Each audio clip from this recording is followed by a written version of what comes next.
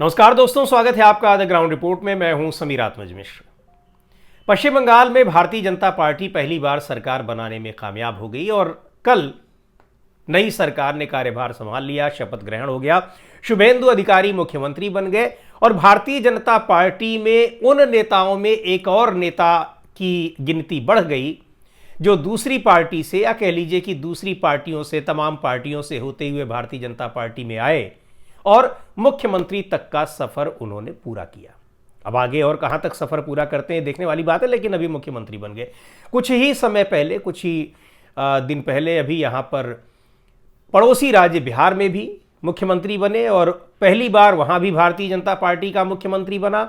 और पहली बार भारतीय जनता पार्टी ने वहां अपना मुख्यमंत्री जब बनाया तो उसको अपनी पार्टी का कोई नेता नहीं मिला। मान लेते हैं पश्चिम बंगाल में तो ऐसा कोई जनाधार 5-7 साल पहले तक नहीं था, लेकिन बिहार में तो बहुत पहले से जनाधार था। जो भी था, भले ही कम था, लेकिन जनाधार वहां पर था। पार्टी के कई बड़े नेता भी वहां पर थे, अभी भी हैं। लेकिन चुनाव जब मुख्यमंत्री के लिए होने लगा तो पार्टी को एक ऐसे नेता मिले जो न केवल तमाम पार्टियों से होते हुए भारतीय जनता पार्टी में आए थे, बल्कि उनके पिताजी भी दूसरी पार्टी में थे और दूसरी पार्टी में रहते हुए उन्होंने प्रधानमंत्री नरेंद्र मोदी को यह कहा था कि बिहार में ही हम उनको गाड़ देंगे, वो चाहे जहां जहां जीत रहे हो, लेकिन हम बिहार में आकर उनको गाड़ देंगे। अब राजनीतिक रूप से उनको गाड़ देंगे, यानी उनको दफन कर देंगे, या फिर किस रूप में, ये वही जाने। लेकिन उन्हीं शकुनी चौधरी के बेटे सम्राट चौधरी को भारतीय जनता पार्टी, उनके रूप में भारतीय जनता पार्टी को एक योग्य मुख्यमंत्री, सबसे काबिल और सबसे बेहतर मुख्यमंत्री बिहार में मिला। शुभेंदु अधिकारी भी है। शुभेंदु अधिकारी भी इनके एक राजनीतिक लीगेसी को अपने मेंटेन करते हैं। पिताजी, पूरा परिवार सब राजनीति में रहे, कांग्रेस पार्टी में रहे, फिर सारे के सारे तृणमूल में आए, तृणमूल कांग्रेस से फिर भारतीय जनता पार्टी में आए। भारतीय जनता पार्टी में आने से पहले तृणमूल कांग्रेस में जब थे शुभेंदु अधिकारी, बहुत सारे वीडियो वायरल हो रहे हैं, आपने देखा भी होगा कि भारतीय जनता पार्टी को हम यहां पर नष्ट कर देंगे, दफन कर देंगे, इस टाइप के नारे वो लगा रहे हैं कि यहां उसकी नहीं चलेगी, तृणमूल कांग्रेस के लोग। लेकिन आज भारतीय जनता पार्टी को वहां इस्टेब्लिश करने में सबसे बड़ा योगदान उन्हीं का रहा, तो पार्टी ने भी उनको बनाया। कई और नेता इस तरीके से रहे। इसके पहले आप पड़ोसी राज्य ही, उत्तर पूर्व में ही आप असम में देख लीजिए, हिमंता बिस्वा शर्मा, उनको पार्टी, कांग्रेस पार्टी छोड़कर वो आए और कांग्रेस पार्टी में उनका अपमान हो रहा था तो यहाँ आए और यहाँ उनको बीजेपी ने मुख्यमंत्री बनाया। ये सारे राज्य ऐसे हैं जहाँ बीजेपी का कोई जनाधार नहीं था, बिहार को छोड़कर। वहाँ बीजेपी ने जनाधार बटोरने की कोशिश की और उस जनाधार को बटोरने के लिए ऐसे नेताओं का इस्तेमाल किया। एक और समानता इन सारे नेताओं में है। अभी मैं आपको कुछ और भी नेताओं की बात करूंगा, लेकिन ये वो लोग हैं, उन राज्यों से लिए गए लोग हैं, दूसरी पार्टियों से, जहां भारतीय जनता पार्टी का जनाधार नहीं था या कमजोर था, वहां इनकी मदद से उन्होंने अपना जनाधार बढ़ाने में की कोशिश की। ये वो नेता हैं जो इन राज्यों में जब अपनी दूसरी पार्टियों में, मूल पार्टियों में थे, तो उनके ऊपर बड़े बड़े भ्रष्टाचार के आरोप लगे थे, बिल्कुल उसी तरीके से जैसे महाराष्ट्र में अजीत पवार के ऊपर लगे हों या फिर तमाम दूसरे नेताओं पर लगे हों। और आरोप लगाने वाली पार्टी भी भारतीय जनता पार्टी ही थी। शुभेंदु अधिकारी को ही आप ले लीजिए, 2016 का प्रधानमंत्री नरेंद्र मोदी का ही वो वीडियो वायरल हो रहा है कि इधर से पैसा ले रहे हैं और इधर जेब में डाल ले रहे हैं। ये शुभेंदु अधिकारी के लिए कह रहे थे, चूंकि वो उसमें नारद स्टिंग ऑपरेशन में गिरफ्तार हुए थे कैश लेते हुए। तो भ्रष्टाचार में आकंठ डूबे ये नेता जब दूसरी पार्टियों में थे तो भारतीय जनता पार्टी उनको लेकर बड़ा चिंतित रहती थी और उस राज्य की जनता को चेताती थी कि ऐसे लोगों को आप आगे मत बढ़ाइए। फिर भारतीय जनता पार्टी उनको अडॉप्ट कर लेती है और उनको कहती है कि अब इन्हीं के भरोसे हम पूरे राज्य को सौंप दे रहे हैं। बिल्कुल वही स्थिति हिमंता बिस्वा शर्मा के साथ थी। हिमंता बिस्वा शर्मा के ऊपर न जाने कितने आरोप थे, बहुत सारे घोटालों में, शारदा चिटफंड में थे और भी कई घोटालों में, और इन सारे घोटालों में आरोप लगाए थे भारतीय जनता पार्टी ने ही।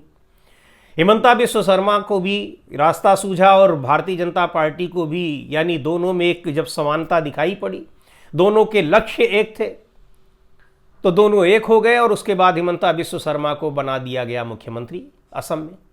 आज हिमंता बिस्वा शर्मा के ऊपर कहीं कोई भ्रष्टाचार के आरोप नहीं है। और जब तक वो भारतीय जनता पार्टी में रहेंगे और भारतीय जनता पार्टी की सरकार रहेगी तब तक उनके ऊपर कोई आरोप नहीं रहेंगे। आरोप लगाने वाले जेल चले जाएंगे, आरोप लगाने वालों के खिलाफ एफआईआर हो जाएगी, बहुत कुछ हो जाएगी। और भी बहुत सारे उदाहरण हैं। ये तो कुछ ऐसे उदाहरण हैं जिनको दूसरी पार्टियों से लाया गया और उनको बड़े पद पर पहुंचाया गया दूसरी पार्टियों से। और एक बात आप ये पूछेंगे कि आखिर इन जगहों पर जो भारतीय जनता पार्टी के तमाम नेता हैं वो सालों साल स्ट्रगल कर रहे हैं, उन दिनों से जब वहाँ कुछ भी नहीं था फिर भी पार्टी के लिए उन्होंने अपना सर्वस्व न्यौछावर कर दिया। तो भारतीय जनता पार्टी की उसके लिए भी अपनी एक रणनीति है। दरअसल अच्छा, कुछ ये तो आए जिनको जहां पर जनाधार नहीं था तो भारतीय जनता पार्टी ने उनको बाकायदा अपना जनाधार उनके जरिए अपना आगे बढ़ने की कोशिश की और उनको फिर सत्ता सौंप दी। कई ऐसी जगहों से भी बहुत सारे आए नेता जो मुख्यमंत्री अपनी पार्टियों में रहते हुए मुख्यमंत्री जैसे पदों पर रह चुके थे, लेकिन वो भारतीय जनता पार्टी में शामिल हो गए। आप उत्तराखंड के एक मुख्यमंत्री थे कांग्रेस पार्टी के, आपको याद ही होगा, विजय बहुगुणा। वो विजय बहुगुणा को जब कांग्रेस पार्टी ने वहाँ का मुख्यमंत्री बनाया था, उत्तराखंड के वो पूर्व मूल निवासी ज़रूर थे लेकिन उत्तराखंड से उनका कोई नाता नहीं था। जीवन भर वो इलाहाबाद में रहे। उनकी एक पीढ़ी पहले से ही यानी उनके पिताजी ही उत्तर प्रदेश के मुख्यमंत्री रहे, संयुक्त उत्तर प्रदेश के कई केंद्रीय मंत्री रहे, कई और बड़े पदों पर रहे। उन लोगों का पूरा नाता इलाहाबाद से रहा। लेकिन जब उत्तराखंड में कांग्रेस को मुख्यमंत्री बनाने की बात आई तो उन्होंने विजय बहुगुणा को बनाया। बड़ा विरोध भी हुआ उत्तराखंड में, लेकिन कांग्रेस पार्टी ने बनाया। जबरदस्त भ्रष्टाचार में वो फंसे। और भ्रष्टाचार भी क्या, उत्तराखंड में जब आपदा आई थी तो केंद्र की ओर से जो पैसा गया था उस पैसे का दुरुपयोग किस तरह से किया, उस भ्रष्टाचार में फंसे। बाद में उनको पार्टी ने हटाया जब अपमानित उन्होंने अपने को महसूस किया और भारतीय जनता पार्टी का दामन थाम लिया। और उन्होंने ही नहीं थामा, फिर उनके परिवार के और तमाम लोगों ने भी थाम लिया और कुछ लोग उनमें कुछ पद मिला भी, लेकिन अब सारे के सारे दरकिनार कर दिए गए हैं। ऐसे और भी नेता हैं। हम एक और उदाहरण आपको देंगे। एस एम कृष्णा साहब हुआ करते थे, विदेश मंत्री थे, कर्नाटक के मुख्यमंत्री रह चुके हैं। उन्होंने भारतीय जनता पार्टी का दामन थाम लिया था। अब यहाँ कई सारे ऐसे सवाल आते हैं। पंजाब के पूर्व मुख्यमंत्री कैप्टन अमरिंदर सिंह को भी जानते हो, वो भी आजकल भारतीय जनता पार्टी में है। ये बड़ा सवाल आता है कि आखिर भारतीय जनता पार्टी ऐसे भ्रष्टाचारियों को, जिनके ऊपर खुद ही भ्रष्टाचार के बड़े आरोप लगाती है, उसके बाद वो उनको अपनी पार्टी में शामिल कर लेती है और कुछ लोगों को ऐसे बड़े पदों पर भी पहुंचा देती है, तो क्या उसको इस बात का कोई खौफ नहीं है कि लोग क्या कहेंगे? तो दरअसल लोग क्या कहेंगे, भारतीय जनता पार्टी अब उस चीज से धीरे धीरे ऊपर उठ चुकी है। कैसे उठ चुकी है? वो चुनाव आयोग की कृपा से। चुनाव आयोग के जरिए अब उसने वो स्थिति अपनी बना ली है कि अब यहां जनादेश का, जनता की नाराजगी का, जनता के खुश होने का कोई फर्क नहीं पड़ता है। चाहे आप बिहार में देख लीजिए, चाहे आप पश्चिम बंगाल में, और आने वाले दिनों में और चुनाव होंगे वहां भी आपको ये दिखाई पड़ेगा। इसके अलावा पिछले दिनों भी जिस तरह से चुनाव हुए हैं, चाहे वो हरियाणा में हुआ हो, महाराष्ट्र में हो, दिल्ली में हो, इन सारी जगहों पर जो कुछ जनता को सब्ज़बाग दिखाए जाते हैं, वादे किए जाते हैं, जीतने के बाद भले ही उनको पूरा न किया जाता हो, ये सारी चीज़ें औपचारिकता होती हैं जिनको निभाने की कोशिश होती है। भ्रष्टाचारियों की जहाँ तक ये बात है कि आखिर इनको यहाँ पर लाकर वो कैसे बेदाग हो जाते हैं, दागदार लोग कैसे बेदाग हो जाते हैं, जिसके लिए वॉशिंग मशीन शब्द का इस्तेमाल किया जाता है कि यहाँ पर धुल जाते हैं उनके सारे दाग। और ऐसे लोग कैसे आ जाते हैं? कई वजहें हैं इनके पीछे। देखिए, सबसे बड़ी वजह तो ये है कि अपनी जिन पार्टियों में होते हैं, जब इनके ऊपर इतने आरोप होते हैं तो केंद्र के पास, केंद्र की सरकार है, केंद्र के पास ईडी, सीबीआई, इनकम टैक्स जैसी संस्थाएं हैं, तो उन संस्थाओं के लोग पहले ही पहुंच जाते हैं। पहुंच गए थे और शुभेंदु अधिकारी के पास भी। नारद स्टिंग ऑपरेशन में बाकी जितने लोग थे वो सारे के सारे जेल भेजे गए, लेकिन इन्होंने कहा कि भाई हम और आप मिलकर कुछ कर सकते हैं, तो कहे ठीक है, आप आइए, आपका स्वागत है।